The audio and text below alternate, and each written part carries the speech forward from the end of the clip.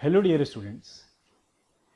तो आज हम अपना sexual reproduction in flowering plants topic का जो नेक्स्ट लेक्चर है that is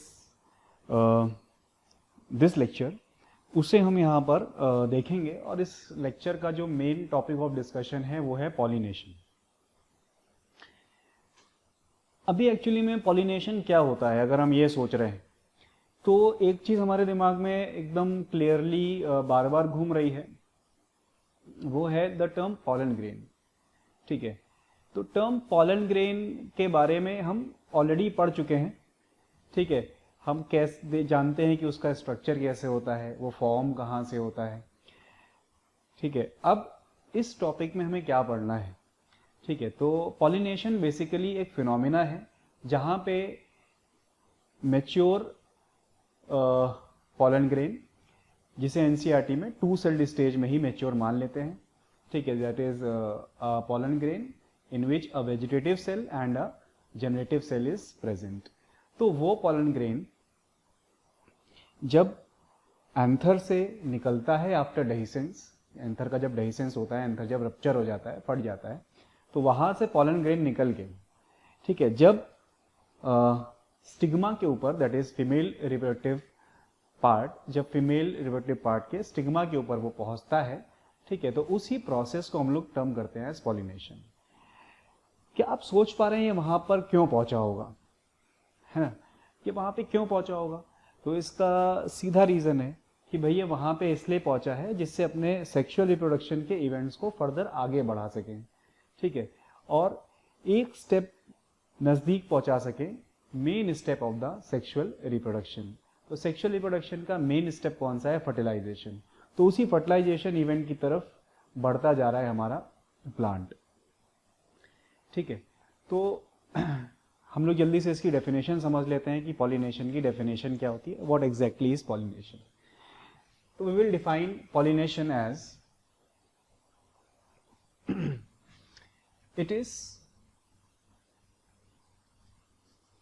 it is transfer of pollen grain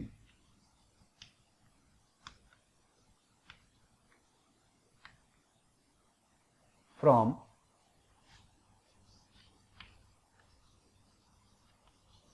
anther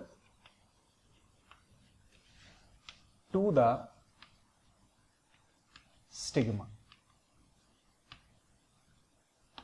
ठीक है, एंथर से निकल के जब स्टिग्मा पे पॉलन ग्रेन पहुंचता है तो उस इवेंट को हम लोग बोलते हैं पॉलिनेशन। ठीक है,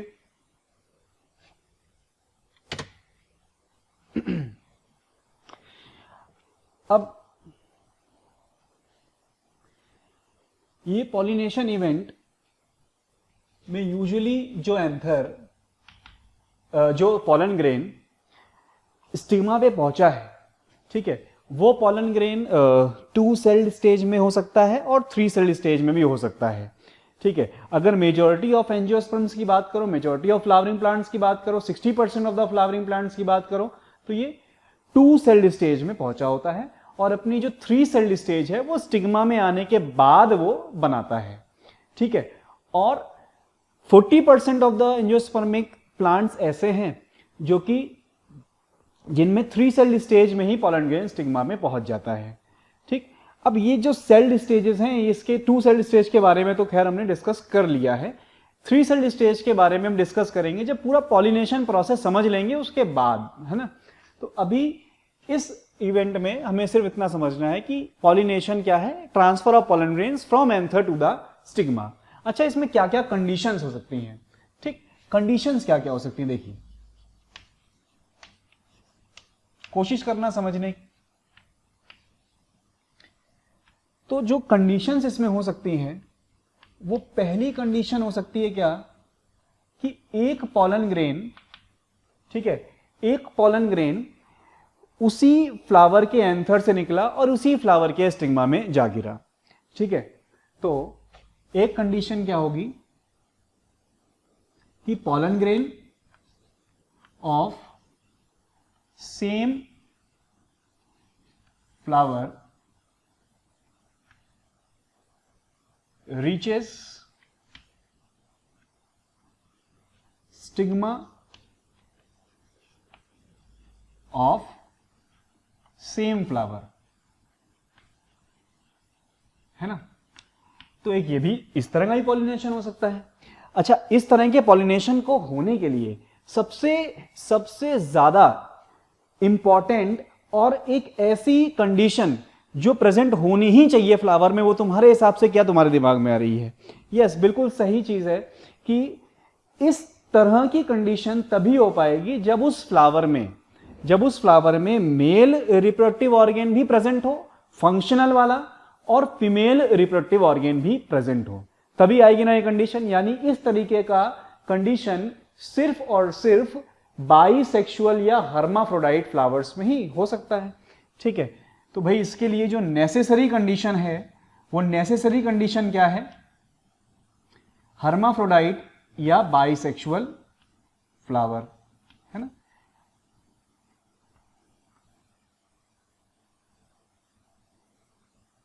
इसके बिना तो नहीं हो सकता। अच्छा, अब दूसरी कंडीशन में जो बताऊंगा तुमको वो क्या है? दूसरी कंडीशन ये है कि पॉलन ग्रेन ऑफ एंथर, ठीक है, reaches to the stigma of another flower, ठीक, on another plant, another flower of another plant. ठीक, दो अलग अलग प्लांट इन्वॉल्व हो गए, एक के एंथर से पॉलन ग्रेन निकला और दूसरे प्लांट के स्टिग्मा पर पहुंचा। ठीक, तो ये भी एक कंडीशन हो सकती है भाई। तो pollen grain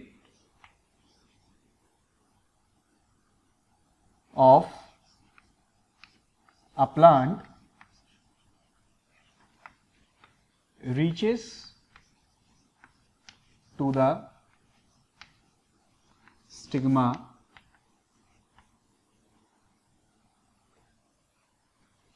of another plant। ठीक है, दूसरे प्लांट के स्टिग्मा पे वो पहुंचा। तो एक ये भी कंडीशन पॉसिबल है ना। इस कंडीशन को सेटिस्फाई करने के लिए फ्लावर में क्या हर्माफ्रोडाइट नेचर होना चाहिए या फिर यूनिसेक्सुअल नेचर होना चाहिए? तो बिल्कुल सही है, हर्माफ्रोडाइट नेचर भी हो सकता है और यूनिसेक्सुअल। यहां कोई हिंड्रेंस थोड़ी ना है भाई, हर्माफ्रोडाइट फ्लावर है, उसका भी तो एंथर दूसरे, उसका भी तो पॉलन दूसरे उसमें जा सकता है ना। तो यहां पे फ्लावर कैसा होगा, कोई ऐसी रिस्ट्रिक्शन नहीं है। ठीक है, अब तीसरी चीज क्या हो गई? ऐसी कंडीशन है जहां पे पॉलन ग्रेन एक फ्लावर से निकलता है, ठीक है, और उसी प्लांट के दूसरे फ्लावर के स्टिग्मा में जा पहुंचता है। ठीक है, तो यहां पे प्लांट एक ही है लेकिन उसके दो डिफरेंट फ्लावर्स इन्वॉल्व हो गए। तो ये तीन कंडीशंस आपके सामने आ जाती हैं। ठीक, तो थर्ड कंडीशन क्या हम बता रहे हैं कि pollen grain of a flower reaches to the stigma of another flower but on same plant।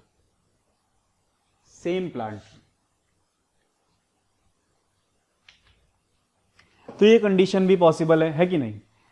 तो इस तरह से हम देख सकते हैं कि हमारे पास तीन कंडीशंस हैं, जैसे पॉलन ग्रेन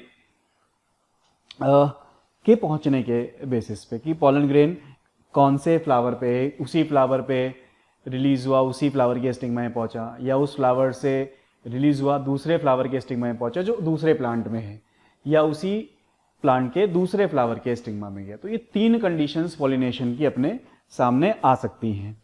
ठीक, और इन्हीं तीन कंडीशन के बेसिस पे 3 डिफरेंट टाइप के पॉलिनेशंस बताए गए हैं। तो 3 डिफरेंट टाइप के पॉलिनेशन क्या हैं, इनको हम कोशिश करते हैं समझने की इनको हम टर्म देने की कोशिश करेंगे अभी, है ना। यहां पे टर्म देखते हैं उनके, इसलिए क्या एसोसिएटेड है, आइए देखते हैं।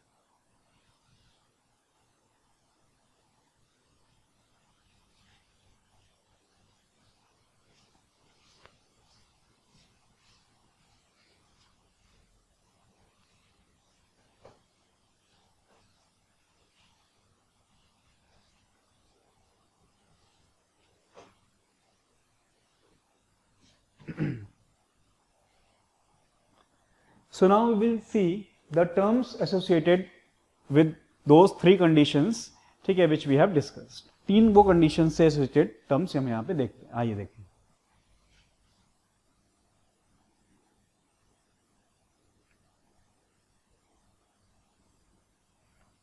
तो फर्स्ट कंडीशन से एसोसिएटेड टर्म है सेल्फ पॉलिनेशन, ठीक है, सेल्फ पॉलिनेशन।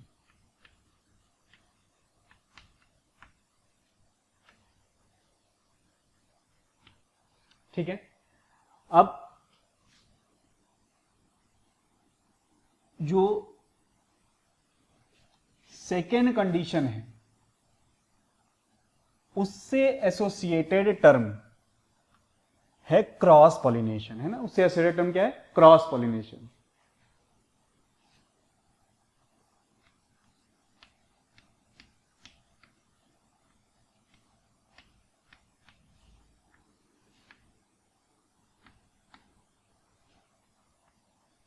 क्रॉस पॉलिनेशन, ठीक। और जो थर्ड कंडीशन हमने डिस्कस करी है उससे एसोसिएटेड जो टर्म है या उस कंडीशन के लिए जो टर्म है that is geitonogamy, that is गीटोनोगैमी।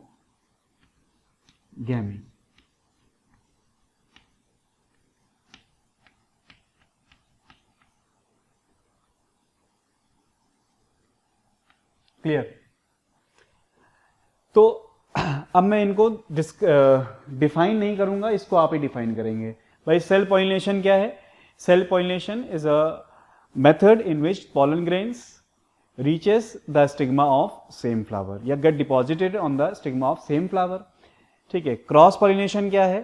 Cross pollination is the condition where pollen grain is released from the anther of a flower and it reaches to the stigma of the flower present in a different या another plant but of same species, है ना।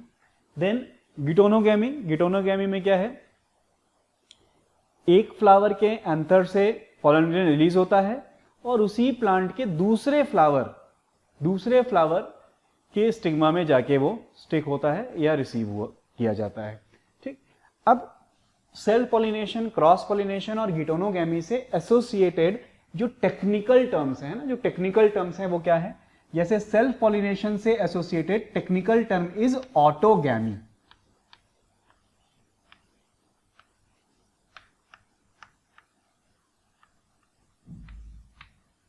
ठीक है। Autogamy, auto means self, gamos means unite, ठीक है, unite होना।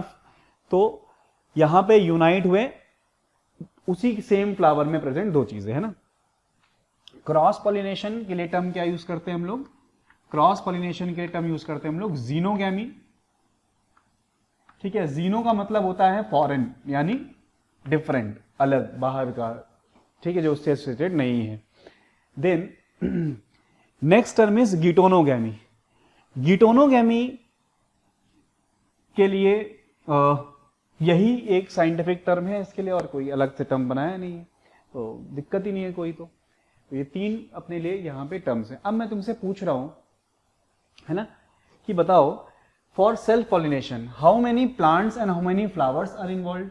तो in self pollination one plant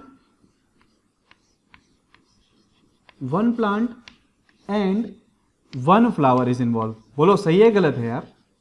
yes, it is absolutely right, ठीक है। One plant and one flower is involve. Then for geitonogamy how many plant and how many flowers are involved? Yes, इसमें one plant तो एक ही involve है, लेकिन उसके flower कितने involve हैं एक पॉलिनेशन में? तो one plant and 2 flowers are involved. ठीक, for cross pollination how many plants and flowers, तो इसमें 2 different plants and 2 different flowers are involve, है ना। पॉलन ग्रेन तो भाई एक से निकलेगा और दूसरे फ्लावर में जाएगा, तो 2 फ्लावर इन्वॉल्व हो गए, ठीक है। और एक प्लांट से निकलेगा और दूसरे प्लांट में जाएगा, तो 2 प्लांट भी इन्वॉल्व हो गए। ठीक, क्लियर, समझ में आ रहा हो कि नहीं। तो इतनी यहाँ पे मतलब एक लेवल आगे बढ़ के एक और क्वेश्चन के फॉर्म में समझ लिया चीज। भाई ऐसे भी क्वेश्चन आ सकता है ना, पूछ सकते हैं कितने प्लांट कितने फ्लावर इन्वॉल्व है in self pollination, geitonogamy and cross pollination, अपन आंसर कर लेंगे, ठीक है। अब नेक्स्ट अगर मैं तुमसे पूछूं तो तुम समझना, बताना, ठीक है। मैं क्या चाह रहा हूं कि तुम चीज़ों को ज़्यादा एनालाइज करो, ज़्यादा किताबी नहीं बनो और ज़्यादा ऐसे जो दे दिया वैसा नहीं, आपको सोचना है यार, है ना। अच्छा बताओ, जब सेल्फ पॉलिनेशन की हम बात कर रहे हैं तो इस कंडीशन में किसी एक्सटर्नल एजेंट की इन्वॉल्वमेंट है क्या? जैसे कोई इंसेक्ट आए पॉलन ग्रेन लेके जाए, या कोई हवा, विंड, वाटर, ऐसा कुछ फॉर सेल्फ पॉलिनेशन। तो ये सेल्फ पॉलिनेशन के लिए कोई भी एक्सटर्नल एजेंसी की रिक्वायरमेंट नहीं होती है, ठीक है। For self pollination no external agency is required. तो यहाँ पे कुछ भी जरूरत नहीं है भाई, फ्लावर है उसका पॉलन ग्रेन जब गिरेगा तो उसके ही स्टिग्मा पे पहुंचेगा। इस तरह से उसका स्टिग्मा और उसके एंथर की पोजीशन फ्लावर में बनाई होती है नेचर ने, ठीक है। कि सेल्फ पॉलिनेशन करने वाले जो भी पौधे हैं, जो भी प्लांट हैं, उसके फूल, उसके फ्लावर को जिस तरह से बनाए गए हैं कि उनके अंदर एंथर और स्टिग्मा की पोजीशन कुछ ऐसी है जैसे कि एंथर से जब पॉलन ग्रेन निकले तो स्टिग्मा में ही गिरे, बाहर से किसी चीज की इन्वॉल्वमेंट की जरूरत नहीं है। तो यहाँ पे no external agent is required for self pollination, ठीक है। तो यहाँ पे no external agent is required, कोई भी एक्सटर्नल एजेंट रिक्वायर्ड नहीं है, ठीक है। अच्छा, अब बताइए for cross pollination. Cross pollination में तो एक प्लांट यहाँ पे है तो एक प्लांट कुछ दूरी पे हो सकता है, कई कंडीशंस तो ऐसे ही, एक प्लांट यहाँ पे है और एक प्लांट मीलों दूर है, वहां तक कैसे जाएंगे लेकर के? तो उसके लिए क्या हो सकता है कि भाई हवा में उड़ते चले जाएं कुछ पॉलन ग्रेन्स, कुछ पानी से चले जाएं, है ना। कुछ हो सकता है कोई किसी इंसेक्ट के थ्रू चले गए उसकी बॉडी में चिपक करके, कोई बर्ड्स के थ्रू चले गए उसकी चोंच में चिपक करके, ठीक है। कुछ हमारे थ्रू भी जा सकते हैं। तो इस तरह से देखा जाए अगर, तो क्रॉस पॉलिनेशन बिना किसी एजेंसी के नहीं हो सकता, है ना। तो इसके लिए एक्सटर्नल एजेंसी रिक्वायर्ड है, एक्सटर्नल एजेंट्स रिक्वायर है। तो एक्सटर्नल एजेंट्स आर रिक्वायर्ड, तो इसके लिए एक्सटर्नल एजेंट्स रिक्वायर्ड है। अच्छा, गिटोनोगैमी में क्या बताओ? तो गिटोनोगैमी में भाई एक फ्लावर यहां लगा है तो दूसरा फ्लावर यहां लगा है, या मान लो दूसरा फ्लावर, मैं प्लांट हूं तो एक फ्लावर मेरा यहां लगा है, एक फ्लावर मान लो मेरा ऐसा पीछे की साइड पे लगा हुआ है, तो यहां से यहां तक तो जाना ही है ना पॉलन ग्रेन को, तो कैसे जाएगा? Again external agent will be required. तो हाँ, इसके लिए भी एक्सटर्नल एजेंसी रिक्वायर होती है गिटोनोगैमी के लिए।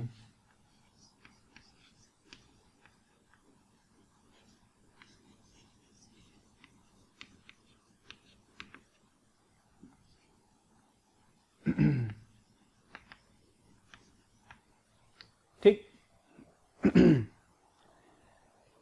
क्लियर। तो ये बहुत बेसिक अभी हम लोग चल रहे हैं यहाँ पे पॉलिनेशन का, डेफिनेशन समझिए और 3 डिफरेंट टाइप के पॉलिनेशन समझे हैं।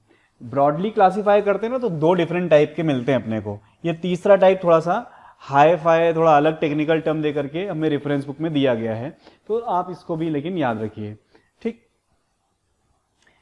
अब मैं तुम्हारी समझ को एक क्वेश्चन के बेसिस पे और थोड़ा अपर लेवल तक पहुंचाने की कोशिश करता हूं, ठीक है। आप सोचना है, आपको यहां सोचना पड़ेगा अब जब मैं क्वेश्चन लिखूंगा यहां पे। तो देखिए, तो क्वेश्चन कुछ ऐसा है कि which pollination type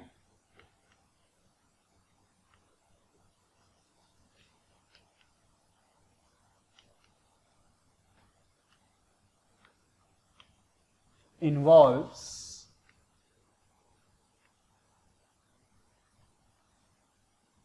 two different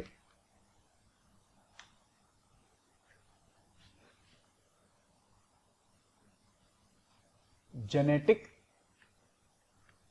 combinations.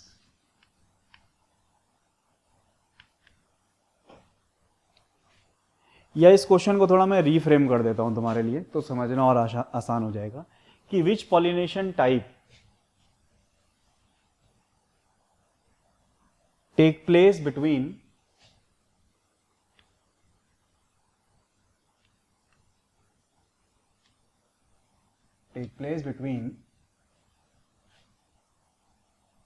plants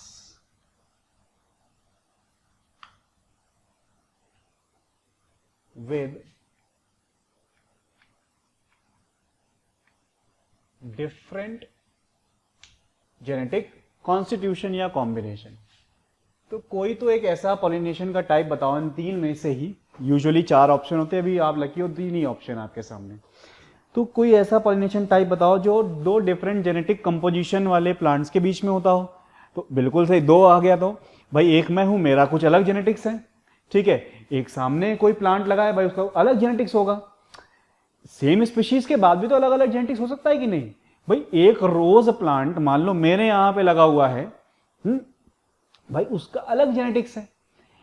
दूसरा रोज प्लांट कहीं और पे है तो उसका अलग जेनेटिक्स है. समझ रहे हो कि नहीं बात को. भाई जब तक कोई ऑर्गेनिज्म एक ही सेल्स के माइटोटिक डिवीजन से ना बना हो तब तक वो क्लोन तो नहीं हो सकते 2. समझ रहे हो कि नहीं. ठीक. तो अगर 2 डिफरेंट प्लांट हैं, भले ही स्पीशीज सेम है, दोनों ही मैंगो के सेम स्पीशीज के प्लांट है, ठीक है, बट स्टिल अगर 2 प्लांट है तो उनके अंदर के जेनेटिक कॉम्बिनेशंस अलग अलग ही होंगे ना, थोड़े डिफरेंट होंगे. जीन सेम होंगे बट किस पैटर्न में है वो डिफरेंस आ जाता है. ठीक है. तो अगर क्वेश्चन ऐसा पूछा जा रहा है कि 2 डिफरेंट जेनेटिक कॉम्बिनेशंस या ऐसा पॉलिनेशन जिसमें जेनेटिक कॉम्बिनेशंस डिफर कर जाएंगे, 2 जिसका पॉलन ग्रेन है उसमें और जिसका स्टिग्मा है उसमें, तो अपन क्या बताएंगे, हाँ वो क्रॉस पॉलिनेशन होगा, है ना. तो वो हो जाएगा क्रॉस पॉलिनेशन. तो आपका ये आंसर एकदम मतलब तुरंत ही पहुंच गया वहां पे कि क्रॉस पॉलिनेशन होगा.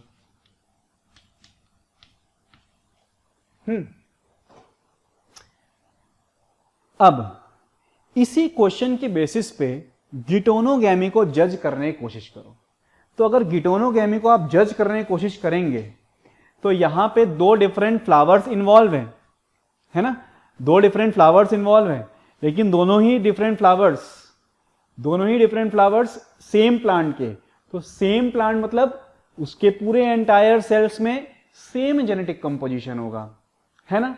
तो अगर यहां पे देखोगे तो गिटोनोगैमी में जेनेटिकली देखा जाए तो genetically it is similar to self pollination, क्योंकि सेल्फ पॉलिनेशन भी एक ही फ्लावर एक ही प्लांट इन्वॉल्व करता है. यहां पे फ्लावर 2 डिफरेंट है लेकिन प्लांट तो एक ही है और पूरे प्लांट के हर एक सेल में सेम जेनेटिक कंपोजिशन होने वाला है. क्लियर हो रहा है कि नहीं चीज. ठीक. तो अगर मैं गिटोनोगैमी को देखूंगा तो इसमें जेनेटिकली पॉइंट ऑफ व्यू से अगर बात करी जाएगी तो ये सेल्फ पॉलिनेशन के जैसे है. लेकिन अगर इसमें मैकेनिज्म वाइज पूछोगे, तो ये क्रॉस पॉलिनेशन के जैसे है कि नहीं, क्योंकि इसमें एक्सटर्नल एजेंट इन्वॉल्व है. यस. तो mechanism is similar to cross pollination but genetically it is similar to self pollination. तो गिटोनोगैमी कहीं बीच में झूलता हुआ प्रोसेस है. टेक्निकली देखेंगे अगर इसको तो इससे अगर हमें कैटेगराइज करना हो, किसी एक में रखना हो, तो हम सेल्फ पॉलिनेशन के अंडर में से रख सकते हैं, क्योंकि ज्यादा महत्वपूर्ण क्या है, जेनेटिक्स है ना, जीन्स हैं. ठीक है. तो ज्यादा महत्वपूर्ण जीन्स होने की वजह से हम इसको सेल्फ पॉलिनेशन में डाल सकते हैं.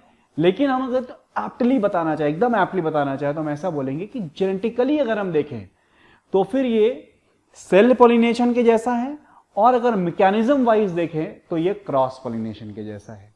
ठीक है. तो गिटोनोगैमी के लिए मैं कॉन्सेप्ट ला रहा हूं तुम्हारे पास. ठीक. वो कॉन्सेप्ट क्या हुआ कि it is similar to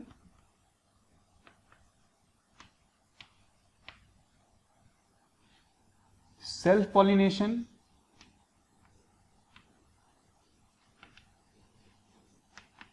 in genetic terms, ठीक है, बट मैकेनिज्म वाइज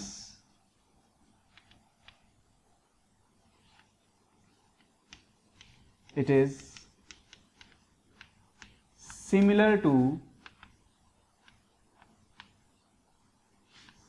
ज़ीनोगैमी,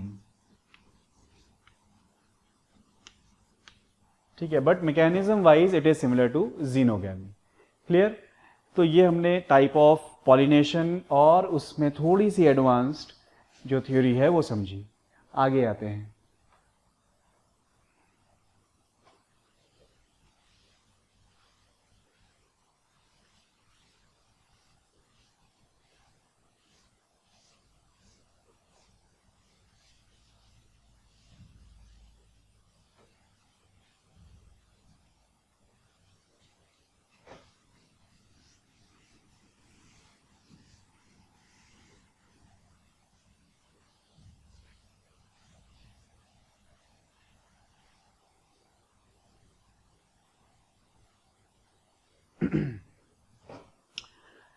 अब मैं तुमसे एक क्वेश्चन करना चाहूंगा कि जो एक्सटर्नल एजेंट रिक्वायर्ड है क्रॉस पॉलिनेशन के लिए, है ना, वो एक्सटर्नल एजेंट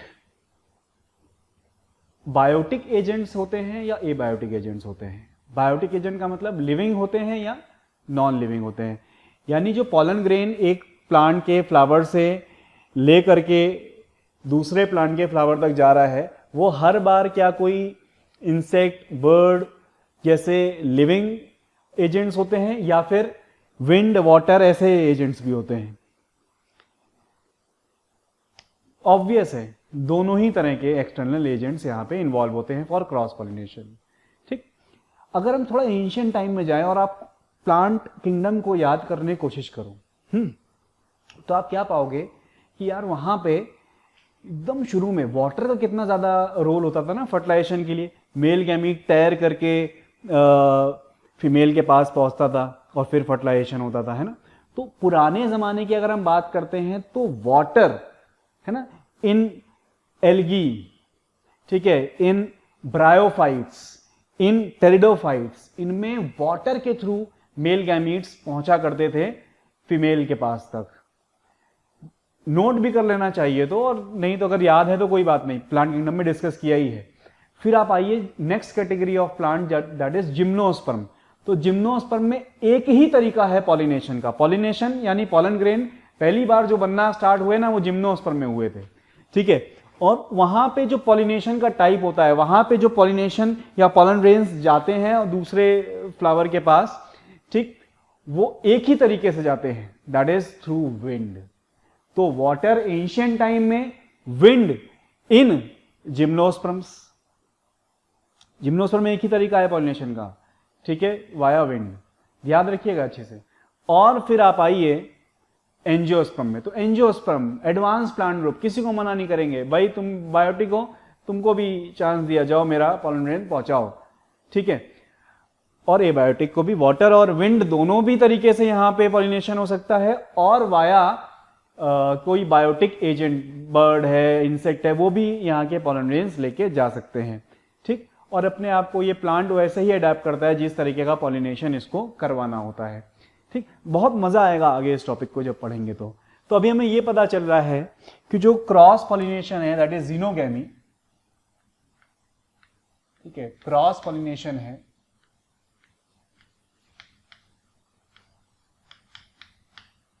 दैट इज ज़ीनोगैमी। इसके ना डिफरेंट टाइप्स हैं, है ना, इसके डिफरेंट टाइप्स हैं based on the external agents involved, ठीक। तो जब मैं बात करता हूं बेस्ड ऑन एक्सटर्नल एजेंट्स। तो एक्सटर्नल एजेंट्स जो इसके पॉलिनेशन में, इसके पॉलन ग्रेन्स को ले जाने में हेल्प करेंगे, उसके बेसिस पे इसके डिफरेंट डिफरेंट टाइप्स हैं। तो सबसे पहले तो अपन ये जान लें कि इसमें बायस नहीं है, ये बायोटिक एजेंट्स भी प्रेजेंट होते हैं इसके पॉलिनेशन में, और एबायोटिक एजेंट्स भी इसका पॉलिनेशन करते हैं। ठीक, तो हम पहले यहां पे देखते हैं एबायोटिक एजेंट की मदद से। तो cross pollination with the help of abiotic agents. ठीक है, cross pollination with the help of abiotic agents. तो cross pollination with the help of abiotic agent is of two types. ये दो तरीके का होता है। कौन कौन से दो तरीके का होता है? तो वन इज हाइड्रोफिली। अरे लिखते ही जान गए क्या तुम लोग? Yes, hydro means water. तो वाटर की हेल्प से होने वाला pollination is called as hydrophily. ठीक है, with the help of water. Scientific vocabulary का कितना फायदा मिलता है। अगर हमें जैसे ही पता था कि वाटर, हाइड्रो जो टर्म है वाटर के साथ एसोसिएटेड है, तो तुरंत तुम्हें पता चल गया कि जो हाइड्रोफिली है ये वाटर की हेल्प से पॉलन ग्रेन पहुंचते हैं। ठीक है, अब दूसरा है यहां पे अनीमोफिली। यस, अनीमोफिली, ये टर्म हम लोग ऑलरेडी जिम्नोस्पर्म के लिए पढ़ चुके हैं। यानी कि ये अनीमोफिली क्या होता है? Pollination with the help of wind. ठीक है, pollination with the help of wind. मैं सिर्फ एजेंट के नाम लिख के छोड़ रहा हूं, आप लोग चाहिए तो पूरा एक स्टेटमेंट छोटा सा यहां पे लिख सकते हैं। Pollination with the help of water is hydrophily, pollination with the help of wind is anemophily. अब आइए cross pollination through biotic agents. Biotic agents के थ्रू क्रॉस पॉलिनेशन को यहां पे डिस्कस करते हैं। Through biotic agents.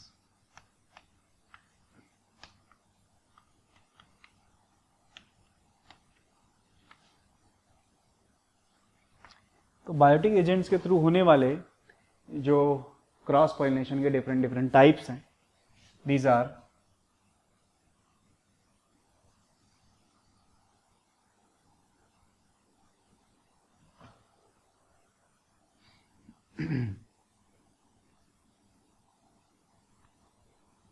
जूफिली।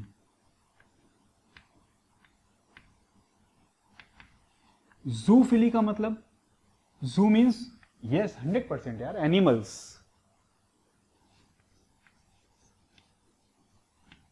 तो animals के थ्रू हो रहा है तो जूफिली। और अगर बर्ड्स के थ्रू हो रहा है तो, बर्ड्स के थ्रू हो रहा है तो टर्म होता है ऑर्निथोफिली। ऑर्निथोस का मतलब एसोसिएटेड विद बर्ड्स। अगर ऑर्निथोलॉजी कहीं पे आए तो आप समझ लीजिए कि वो बर्ड की स्टडी को बोलते होंगे। ठीक है, तो ऑर्निथोफिली।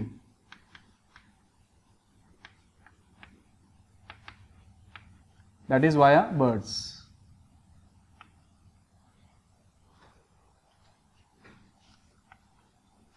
तो बर्ड्स के थ्रू हो रहा है तो टर्म है ऑर्निथोफिली। ठीक, देन अगर जूफिली में हम डिफरेंट डिफरेंट एनिमल्स, इंसेक्ट्स, ये सब आ जाते हैं इसी में, है ना। तो अभी अगर हम बात करें कि अगर इंसेक्ट के थ्रू हो रहा है, इंसेक्ट, ठीक है, इंसेक्ट के थ्रू अगर पॉलिनेशन हो रहा है तो that term is, the term for that pollination is entomophily. ठीक है, उसके टर्म क्या है? एंटोमोफिली।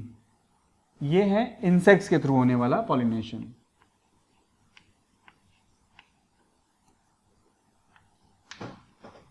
ठीक है, देन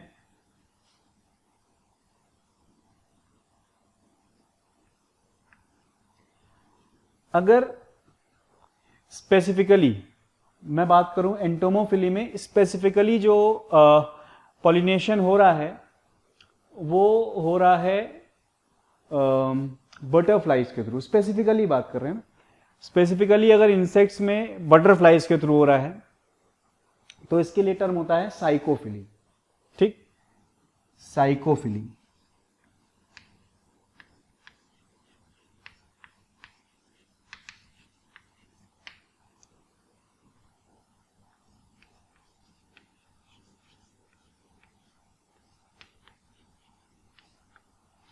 ठीक, देन अगेन अगर इंसेक्ट में ही स्पेसिफिकली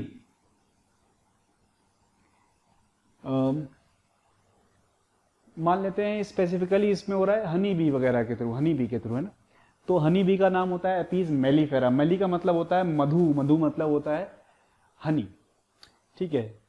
तो अगर स्पेसिफिकली इंसेक्ट में हनी बी के थ्रू पॉलिनेशन हो रहा है तो इसका जो टर्म है इसके लिए दैट इज मेलिटोफिली, ठीक है। क्या टर्म यूज करते हैं? मेलिटोफिली।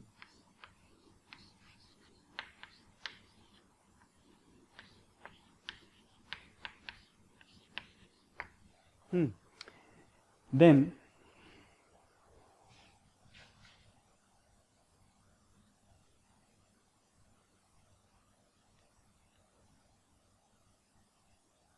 अगर बैट के थ्रू हो रहा है ना, एनिमल्स में अगर बैट के थ्रू पॉलिनेशन हो रहा है, ठीक है, तो इसके लिए हम लोग जो टर्म यूज करते हैं दैट टर्म इज चिरैप्टेरोफिली। क्या टर्म है? चिरैप्टेरो या चिरैप्टेरो बोल लो यार, कोई दिक्कत नहीं है, ठीक है। अपने को क्या टर्म आने चाहिए? CHIPETERO,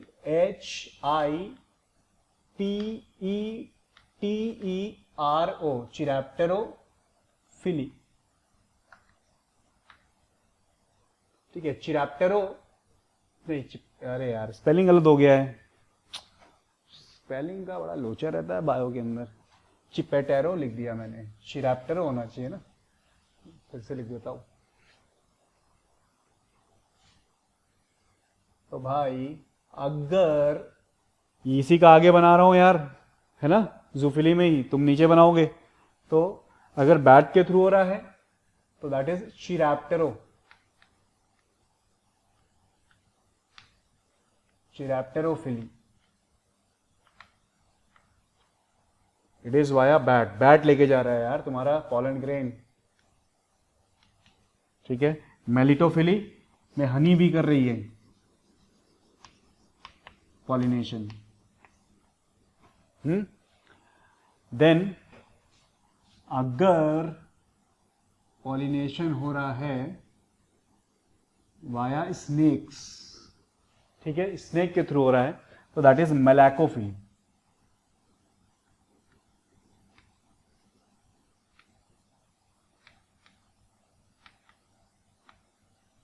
that is via snake. यार देखो ये ना जो टर्म्स हम लोग लिख रहे हैं यहाँ पे ये बहुत एडवांस टर्म्स हैं। हमें जो बेसिक टर्म्स याद रखने हैं वो है वाटर के लिए हाइड्रोफिली, विंड के लिए अनीमोफिली, ठीक, एनिमल्स के लिए जूफिली, बैट के लिए चिरैप्टेरोफिली, बर्ड के लिए ऑर्निथोफिली। ये बेसिक टर्म्स अपने को याद रखने हैं। बाकी टर्म्स एडवांस लेवल पे है। कई बार मतलब इनमें से कुछ टर्म्स जिनको मैंने स्टार नहीं लगाया है वो ऐसे हैं जो कभी एम्स के एग्जाम में पूछे जा चुके हैं, लेकिन इससे ज़्यादा कुछ नहीं है ना। इतना हमें अगर आ गया तो इससे ज़्यादा कोई टर्म आपसे नहीं पूछाएगा।